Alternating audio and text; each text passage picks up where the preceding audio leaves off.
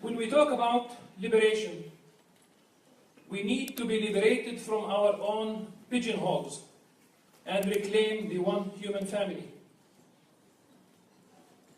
Any ideology, whether advanced by Muslims or Christians or Jews or whoever, that puts one group above the other is not loyal to this one human family. We need to be seen on equal footing. And you know very well there is no 11th commandment, thou shalt have a nation state. God created us, different peoples and tribes, so that we may know each other. And knowing each other is not simply saying, my name is Mustafa. Okay? We need basically to rub shoulders on the ground, fighting poverty, fighting disease, fighting illiteracy, making sure the 1 billion people on earth who do not have fresh water and sanitation, that they will have fresh water and sanitation, regardless of their background. All people deserve fresh water.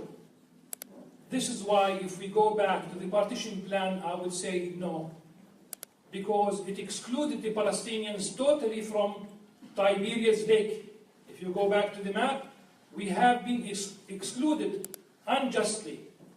One person, one share of water, Jew, Christian, Druze, Muslim, that's exactly what it is, one share of water for each person and should not be otherwise. There's a special place in Islamic theology for the people of the book, as you know. And what I would like to highlight today, and we have with us Patriarch Michel Sabah, who is an expert on Arabic.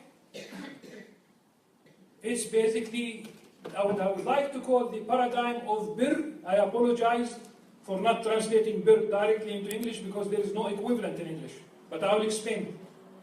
Usually we use bir in relationship to our parents. It's bir al-walidain.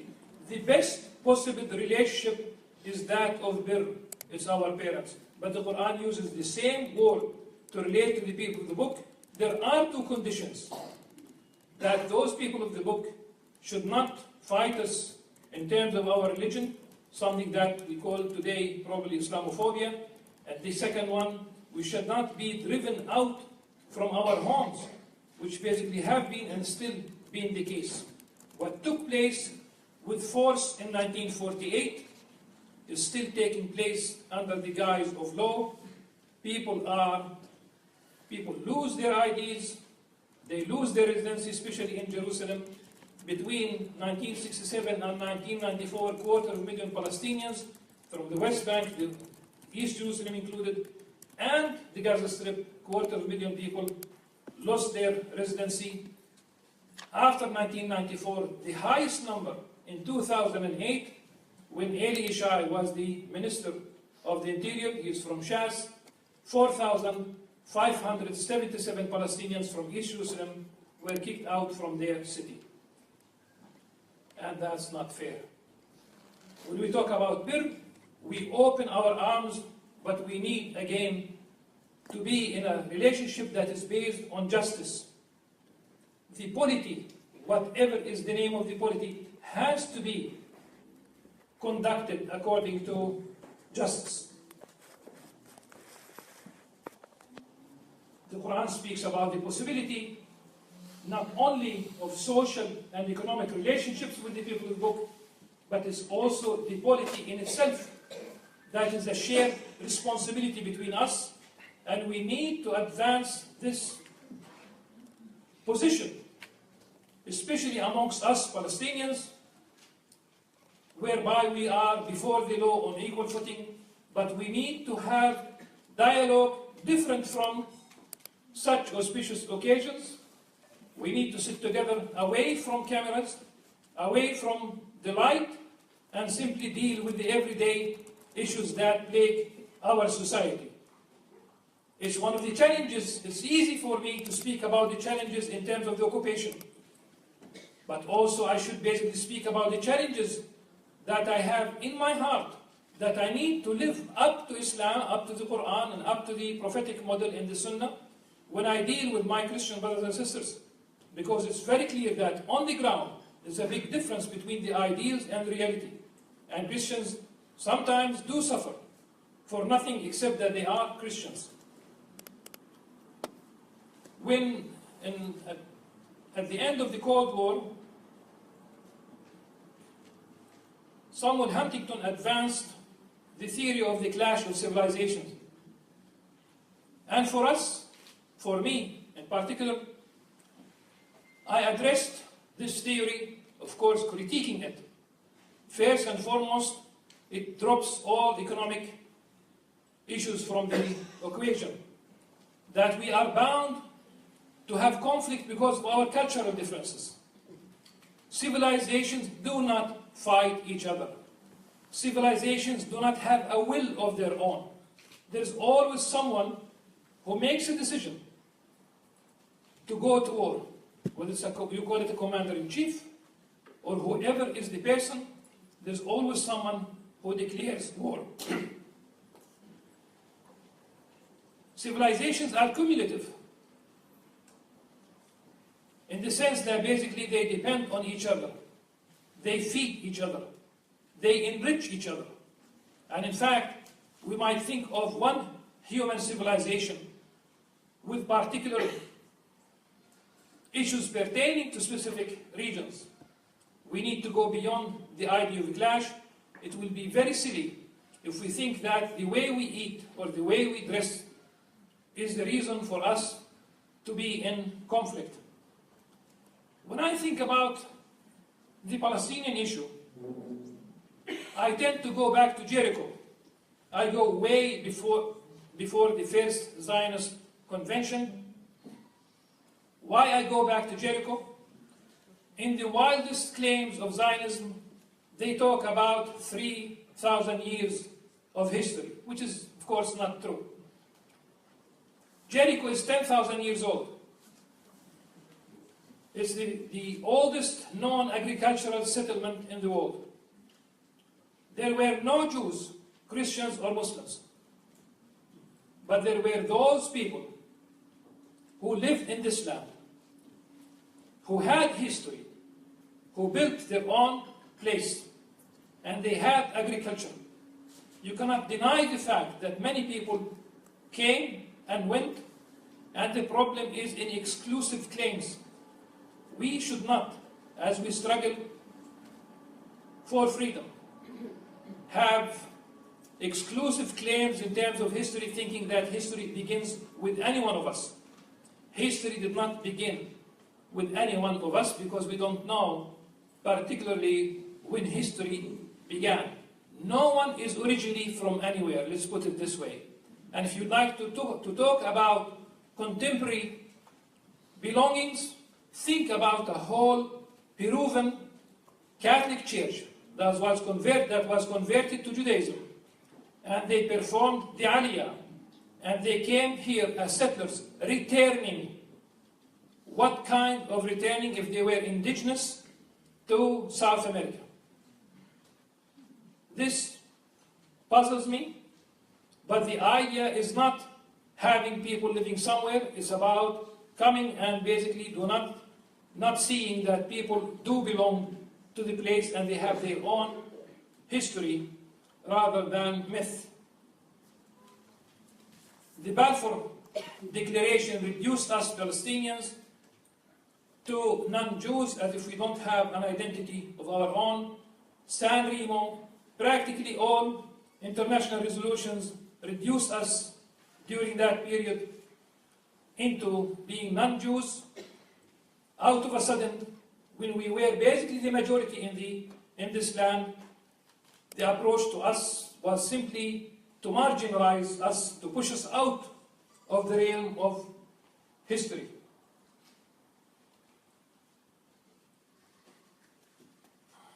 In Jerusalem, the challenges that we face as Muslims are practically the challenges that face the Christians.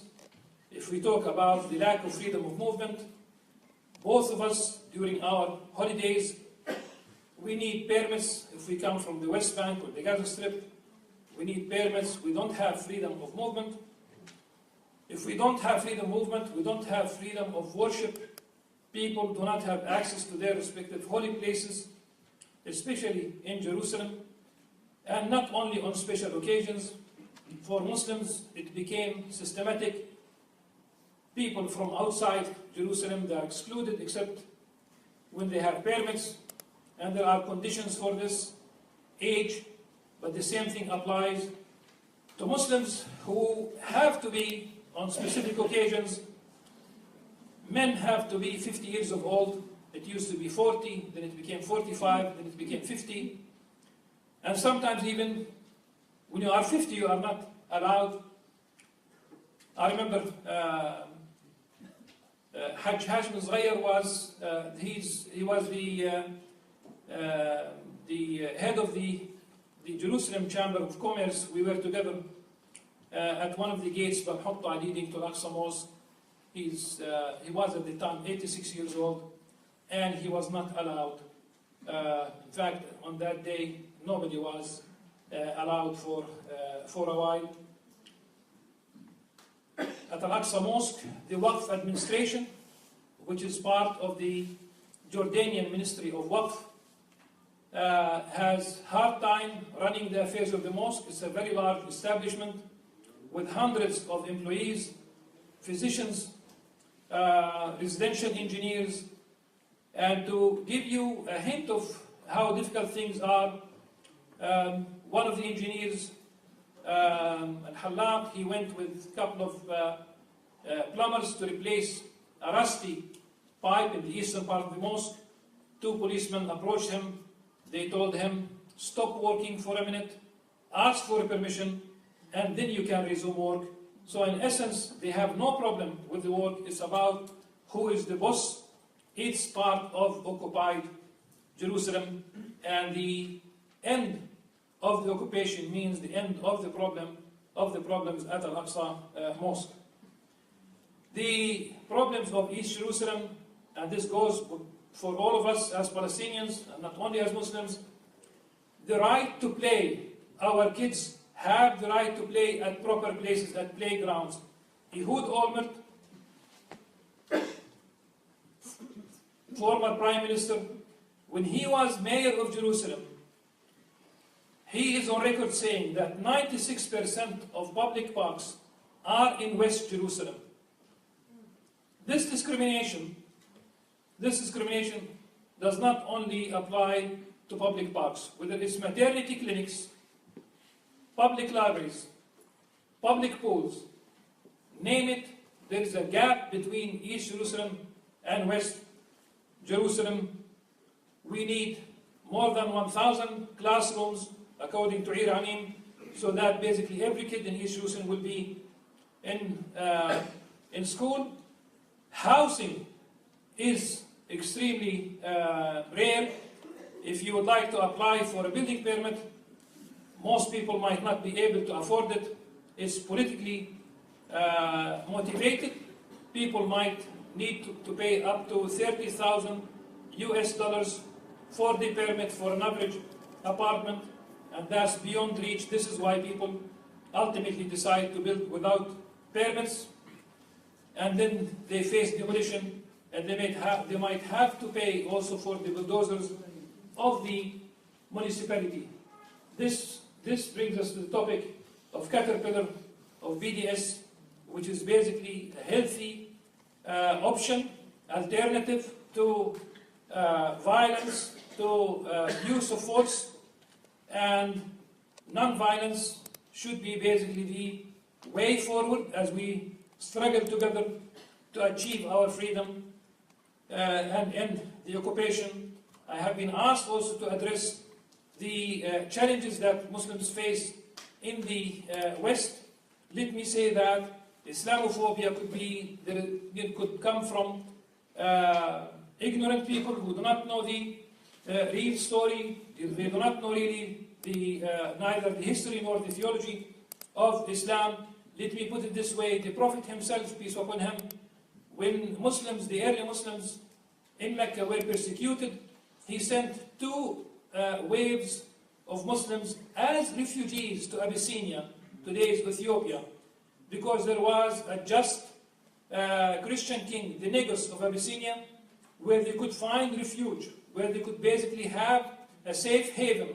So when your Muslim brothers and sisters cross the deadly Mediterranean in these boats, and there are Christians too on these boats, when they cross the Mediterranean, let's look at the root of the problems that drive them, to go northward or westward. There are real issues on the ground that we need to address. In a minute, I would like to say that violence, and that's not the only reason. There could be economic reasons. You can see the famine in Somalia. Shamefully, it's a shame not only for the Arabs or the Muslims, but it's a shame for the world that watches more than 100 kids die over 48 hours in Somalia because of the lack of food. Going back to the issue of violence and extremism, it's contextual. Violence is contextual. It's not textual. We've been reading the same text through and through, and in fact, the more you read it, you know that really the plan of God for humanity is peace. Thank you very much.